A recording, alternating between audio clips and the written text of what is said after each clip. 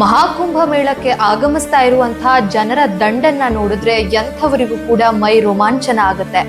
ಒಂದು ದಿನ ಮಹಾಕುಂಭಕ್ಕೆ ಆಗಮಿಸಿದಂತಹ ಜನರ ಜನಸಂಖ್ಯೆಯನ್ನ ಕೆಲವು ರಾಷ್ಟ್ರಗಳ ಒಟ್ಟಾರೆ ಜನಸಂಖ್ಯೆಗಿಂತ ಅತಿ ಹೆಚ್ಚು ಜನ ಒಂದೇ ದಿನದಲ್ಲಿ ಮಹಾಕುಂಭಕ್ಕೆ ಭೇಟಿ ನೀಡಿದ್ದಾರೆ.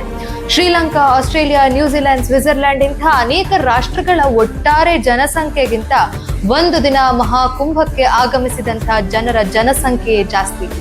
13 ಮತ್ತು 14ನೇ ಜನವರಿಯಂದು 5.25 ಕೋಟಿ ಜನ ಪವಿತ್ರವಾಗಿರುವಂತಹ ತ್ರಿವೇಣಿ ಸಂಗಮದಲ್ಲಿ ಮಿಂದು ಸ್ನಾನವನ್ನ ಮಾಡಿದ್ದಾರೆ.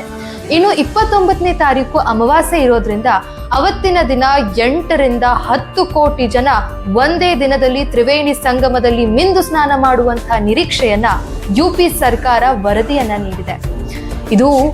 ಈ ದೃಶ್ಯವನ್ನ ನೋಡಿದ್ರೆ ಎಂಥವರಿಗೂ ರೋಮಾಂಚನ ಆಗುತ್ತೆ. ಕೇವಲ ಸೋಷಿಯಲ್ ಮೀಡಿಯಾಗಳಲ್ಲಿ ಈ ಎಲ್ಲ ವಿಡಿಯೋಗಳನ್ನ ನೋಡ್ತಾ ಇರಬೇಕಾದ್ರೆ ಇಷ್ಟೊಂದು ರೋಮಾಂಚನಕಾರಿ, ಇಷ್ಟೊಂದು ಸಂತೋಷ ಆಗ್ತಾ ಇದೆ. ಇನ್ನು ಪ್ರಯಾಗ್ರಾಜ್ನಲ್ಲಿ ಹೋಗಿ ನೋಡಿದಾಗ ಅಲ್ಲಾಗುವಂತಹ ಧನಾತ್ಮಕ ಸಂಪನ್ಮೂಲಗಳ ಅನುಭವವೇ ಬೇರೆ.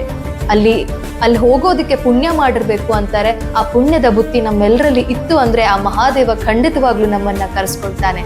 ಹರ ಹರ ಮಹಾದೇವ್.